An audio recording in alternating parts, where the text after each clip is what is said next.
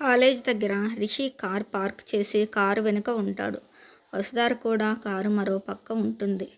వసుధార రిషిని చూసుకోకుండా, అసలు మీరు నా ఎదురుగా ఉంటే మామూలుగా ఉండదు సార్, టపా టపా అని ప్రశ్నలు అడిగేస్తాను అంటుంది. అసలు నేనేం అడుగుతానో ఏం మాట్లాడతానో నాకే తెలీదు అని అంటుంది. అది విన్న రిషి కారు విండోలో నుండి వసుధారని చూస్తాడు. అప్పుడు వసుధార రిషిని చూసి షాక్ అయ్యి, సార్ మీరా అని రిషి దగ్గరకు వచ్చి, సార్ మీరేంటి ఇక్కడ అంటుంది.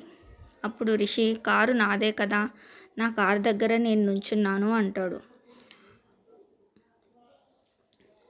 అప్పుడు వసుధార, కారు మీదైతే కారు వెనుక ఏం చేస్తున్నారు అంటుంది. అప్పుడు రిషి, నువ్వు ఇటు వస్తావని నాకేం తెలుసు అంటాడు.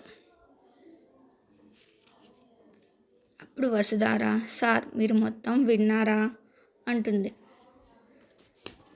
అప్పుడు రిషి, అదేంటో నాకు వినికిడి శక్తి బాగానే ఉంది, అన్నీ బాగానే వినిపిస్తున్నాయి అంటాడు. వసుధార, ఎందుకు వచ్చారు సార్ అని అడుగుతుంది. అంటే ఏ మాట అన్నప్పుడు వచ్చారు సార్ అని అంటుంది. రిషి, అది వదిలేయ్, ఎదురుగా వస్తే మామూలుగా ఉండదు అన్నావుగా. అయ్యో అవేం లేదు సార్, ఉత్తుత్తినే క్యాజువల్గా ఉత్తుత్తినే అంటుంది వసుధార. అప్పుడు రిషి, ఏదో టపాటపా అడుగుతానన్నావు, అడుగు అంటాడు.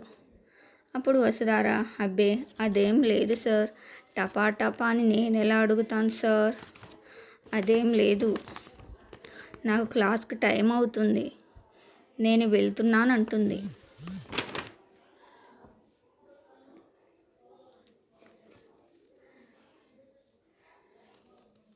రిషి, హలో నోట్స్ రాశానన్నావుగా, ఇటు ఇవ్వు అంటాడు.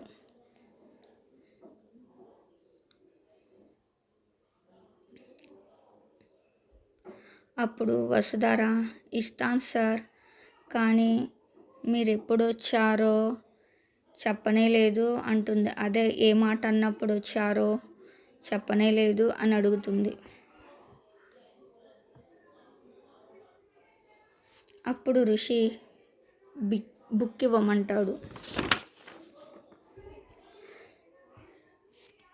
వసుధార, సరే సార్ అని బ్యాగ్లో నుండి బుక్ తీసి రిషికి ఇస్తుంది.